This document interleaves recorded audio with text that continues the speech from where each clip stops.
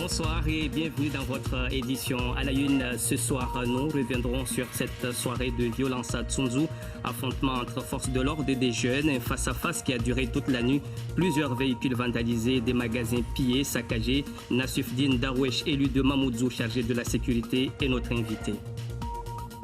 650 cas de Covid-19 et malgré le confinement et l'arrêté d'interdiction, certains fidèles continuent toujours de pratiquer des prières en groupe dans les mosquées. Nous irons tout à l'heure au nord de l'île, à Akwa.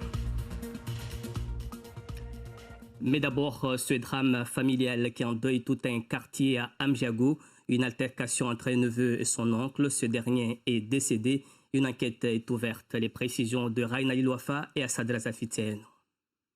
Le village d'Amjago est sous le choc. Un homme d'une cinquantaine d'années est décédé hier vers 23h ici à l'hôpital de Dzumounié où il a été transporté par les pompiers d'Oakwa. Un peu plus tôt dans la soirée, c'est ici, dans le quartier où réside la famille, qu'une violente dispute a eu lieu entre la victime et son neveu âgé d'une vingtaine d'années. Selon la famille qui n'a pas voulu s'exprimer face à nos caméras, le défunt s'était allongé sur la terrasse afin de se reposer. L'auteur présumé des faits lui a demandé de partir et une altercation entre les deux hommes s'est alors déclenchée. Les pompiers et la gendarmerie ont été appelés et dépêchés sur place. Les pompiers ont emmené l'homme blessé, mais la gendarmerie de Mtsamboro n'a pu arrêter le jeune que ce matin. L'enquête se poursuit pour établir le lien de cause à effet entre les coups portés par le neveu et le décès de son oncle. Le corps n'a pas encore été rendu à la famille. Cette dernière craint une récidive du jeune puisque selon elle, il s'agirait, je cite, d'un jeune qui n'a peur de personne. En attendant, c'est toute une famille aujourd'hui qui est en deuil. Venons-en aux chiffres du jour sur le coronavirus. 650 cas confirmés, soit 54 de plus en 24 heures. 31 patients en hospitalisation, dont 5 en réanimation. 352 guéris et 6 décès. Des policiers et des gendarmes en intervention pour faire respecter les règles du confinement, notamment mettre fin au Mourengue. Ils ont été pris à partie par des centaines de jeunes à Tsunzu. Bilan, des blessés du côté des forces de l'ordre et beaucoup de dégâts matériels. Reportage, Taslima Abdou Hamza et Anastasia Laguera. Le jour se lève à Tsunzu, dévoilant les stigmates d'une nuit de violentes émeutes. Des poubelles brûlées à divers endroits, des pierres au milieu de la route, des magasins pillés. Cette nuit d'affrontement a terrorisé la population. Je me suis réveillé pour aller chercher à manger pour mes bêtes. Et c'est là que j'ai vu du feu, du gaz et les stigmates de tout ce qui s'est passé. Si pour certains c'est normal, ce n'est pas bien du tout pour nous. J'avais peur pour ma voiture, j'avais peur de tout.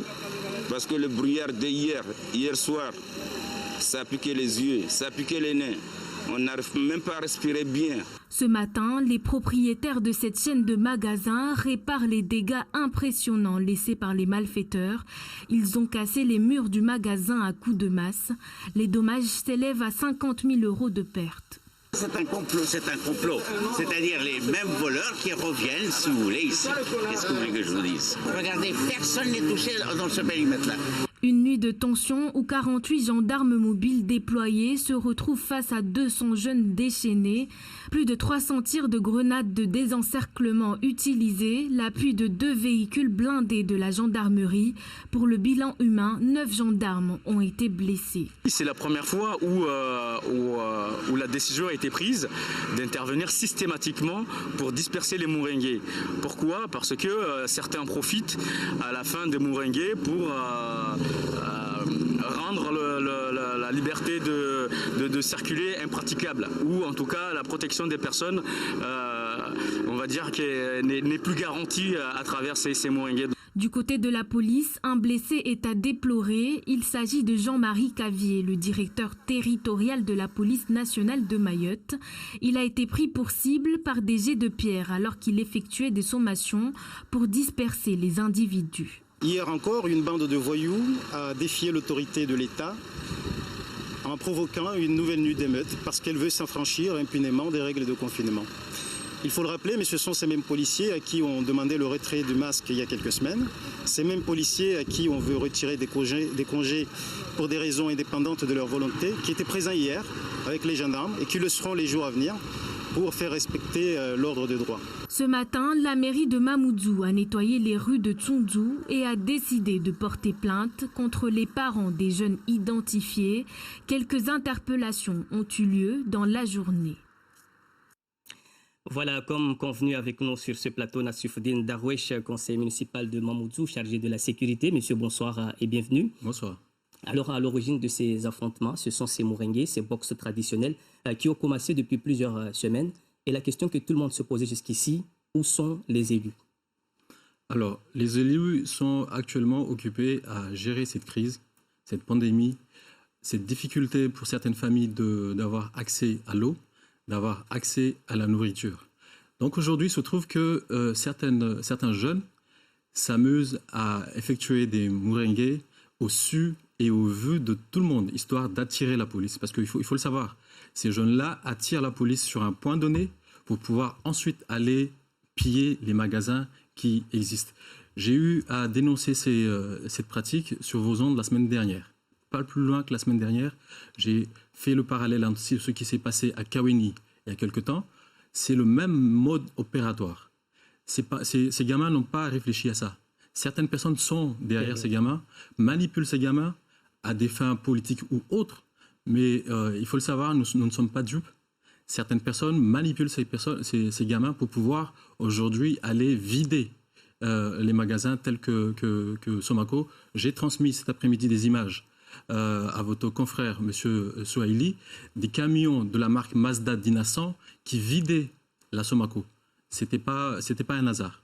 Donc c'est une stratégie bien organisée, il y a des adultes derrière, c'est quand même des allégations très graves là-dessus, M. Nassoufoudine Darwesh. Je sais pertinemment ce que je dis et dès demain, la mairie de Mamoudzou, M. Majani va porter plainte pour non seulement inciter les autorités judiciaires à poursuivre les adultes, puisqu'il y avait des adultes hier soir, mais aussi à engager la responsabilité pénale des parents mineurs de ces enfants qui ont saccagé du mobilier urbain, qui ont saccagé des biens publics. C'est le contribuable qui a payé. Maintenant, il faut que les parents de ces gamins puissent également participer et engager leur responsabilité pénale. Nous aurons l'occasion rapidement de revenir sur les enfants et les parents, mais toujours est-il qu'il y ait stratégie ou pas, là ce sont les règles du confinement qui n'ont pas été respectées. Comment faire respecter ces règles? Alors, au niveau de la municipalité de Mamoudzou, nous avons fait en sorte de sensibiliser la population. Notre compétence est limitée. Maintenant, tout ce qui est autorité judiciaire doit prendre la relève et sanctionner ceux qui ne respectent pas les normes. Majani, la mairie de Mamoudzou, fait en sorte que tout le monde ait l'information. Nous sommes en guerre contre un ennemi invisible. Aujourd'hui, Mamoudzou est le foyer le foyer où il y a le plus de cas de cette maladie. Nous réfléchissons justement à vouloir protéger l'ensemble de la population de l'île, à savoir à limiter l'accès des personnes qui viennent du sud, du centre ou du nord. Et en même temps, c'est la commune où le confinement n'existe pas. Pas forcément des gens qui viennent de l'extérieur. Les administrations sont fermées, les entreprises sont fermées. Donc ceux qui ne respectent pas le confinement sont des administrés de votre commune. Ce sont des administrés de la commune de Mamoudzou. Je dirais que nous avons deux populations à Mamoudzou. Nous avons une population qui a les moyens de se confiner. Elle se confine chez elle. Nous avons des populations où c'est difficile. On peut avoir une famille de 10 ou 7 personnes dans une case. Ce n'est pas possible de respecter le confinement. Et là, ce n'est pas la faute à Majani, ce n'est pas la faute à la municipalité de Mamoudzou que dans une case, il y ait 9 ou 10 personnes. Donc le confinement est très très dur à Mamoudzou. Et là-dessus, est-ce que vous ne récoltez pas tout simplement les fruits du laxisme ambiant qui existait dans cette commune depuis plusieurs années? Laquelle comme laxisme? Par rapport à tout ce qu'on assiste en ce moment, le non-respect des règles du confinement, des Mourengués à tout va. À chaque fois que nous avons fait en sorte que la loi soit respectée à Mamoudzou.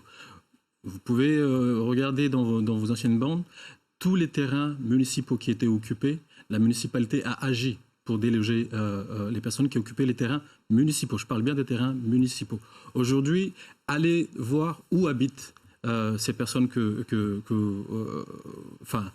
ce que vous voulez insinuer. Où habitent ces personnes? Ces personnes habitent sur du foncier qui appartient soit à des privés, soit au département. Lorsque ces personnes prendront l'initiative d'aller à la justice pour aller demander à ce que ces personnes soient expulsées, la mairie les accompagnera.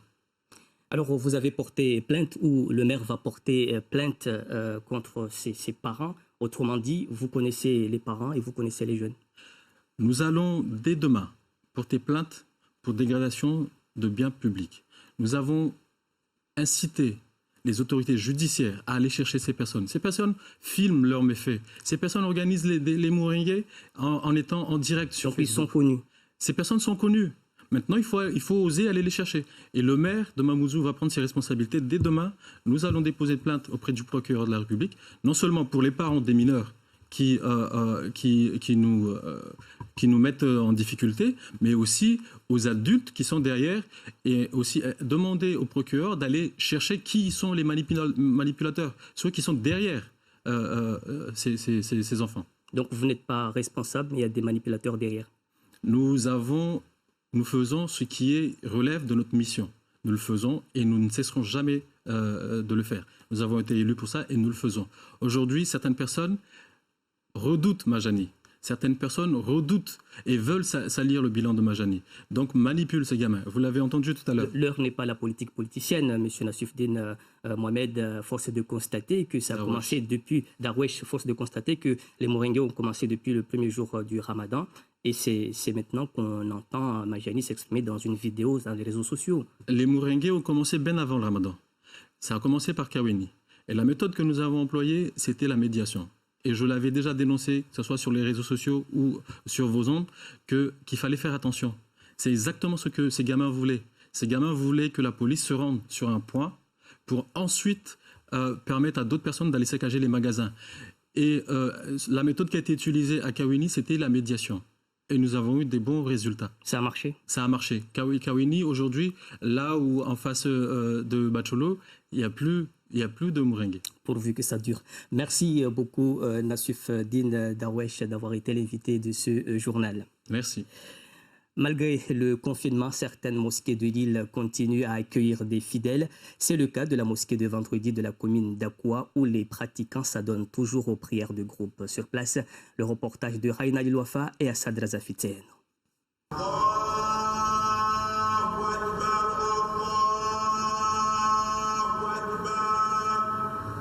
Le Hadan résonne dans tout le quartier de la mosquée de vendredi à Akwa. Les fidèles sont appelés à faire la deuxième prière de la journée. Pendant le confinement, une grande partie la pratique à domicile, mais certains ressentent encore le besoin d'aller à la mosquée malgré les restrictions dues à la crise sanitaire. Nous sommes des gens en fait, qui prient ici tous les jours, même pendant le confinement. La prière à la mosquée, il est bien meilleur que la prière faite à la maison.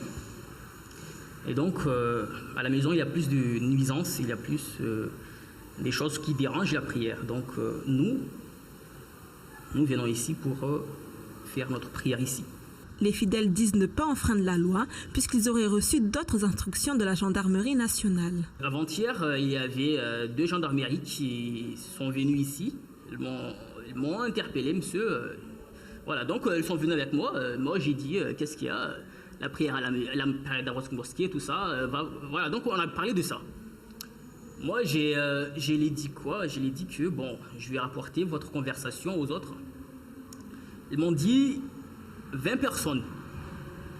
Ce sont des gens qui travaillent dans l'État. 20 personnes. Sinon, vous priez séparément. Des propos confirmés par le maire d'Akwa qui nous indique avoir reçu le même discours. Face à cette situation, il est désemparé. On a essayé de travailler avec la gendarmerie, mais quand la gendarmerie me dit, bon, ils ont les mains liées, donc là-dessus, je me suis dit, bon, où est-ce qu'on va? Où est-ce qu'on va par rapport à tout ça? Parce que bon, on est censé travailler en partenariat et accompagner la population par la sensibilisation, mais après un certain moment, il faudrait pouvoir dissuader. Dissuader en verbalisant les personnes serait une solution pour le maire d'Akwa. Son inquiétude pour la suite est la grande prière de l'Aïd. Mais Akwa est loin d'être un cas isolé. Des mosquées accueillent encore secrètement les fidèles alors que le virus se propage sur toute l'île. Dans l'Hexagone, l'avertissement du ministre de la Santé est clair. Si le confinement n'est pas totalement respecté, le déconfinement pourrait être repoussé. Prévu initialement le 11 mai, La date semblerait aujourd'hui remise en question. Condition sine qua non, tous les indicateurs doivent être au rendez-vous. Les précisions de nos confrères de France 2. La fin de la mise sous cloche sonnera-t-elle bien le 11 mai? C'est une hypothèse, pas encore une certitude. Alors, quelles sont les conditions sanitaires pour tenir cette date? Dans une interview à la presse ce matin, Olivier Véran met en garde.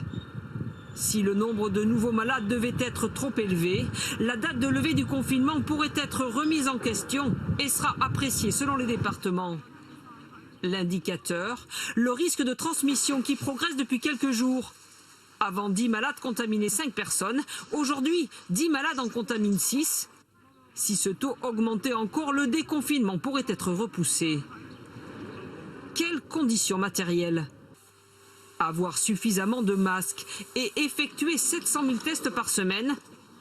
Un objectif sur lequel s'interroge ce professionnel. On a au niveau des stocks et de l'approvisionnement, on a des signes positifs. C'était moins tendu que fin mars, quoi. Donc effectivement, c'est un peu mieux, oui.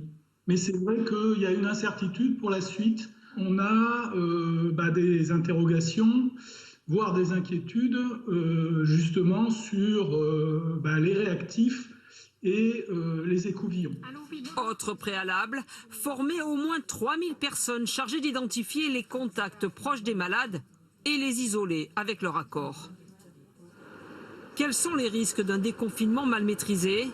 D'abord, un rebond de l'épidémie qui entraînerait de nouveau une saturation de certains services de réanimation et aussi... Le département ou la région dans lesquels il y aurait ce rebond risque de devoir subir à nouveau une phase de confinement.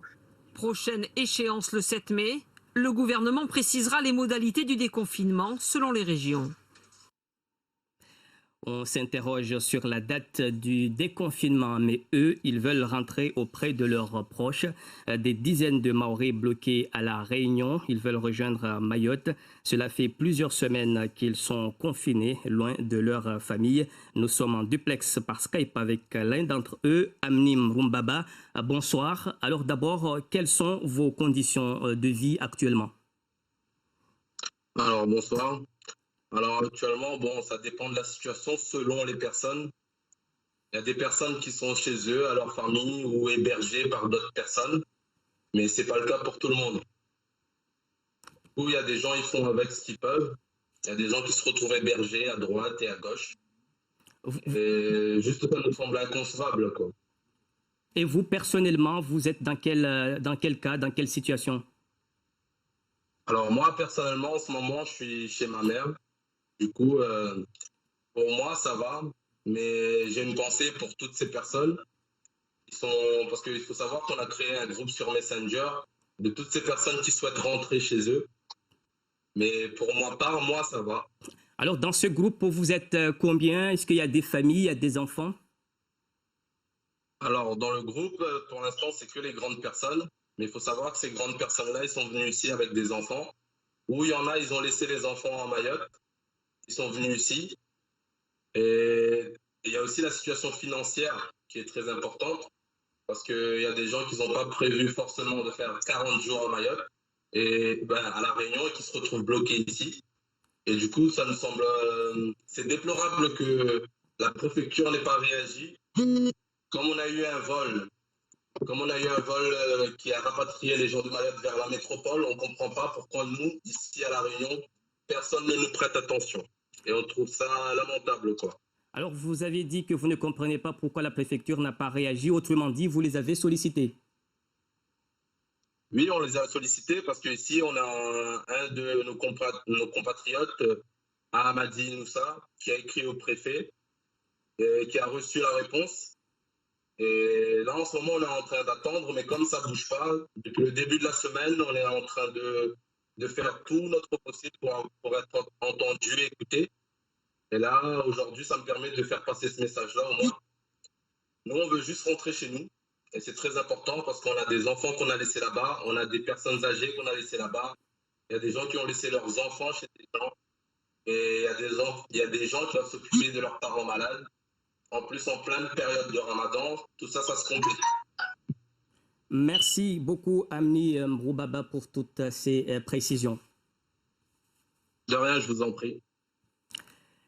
Voilà, c'est la fin de cette édition. Merci de votre fidélité. On se retrouve dans quelques instants pour le journal en maoré.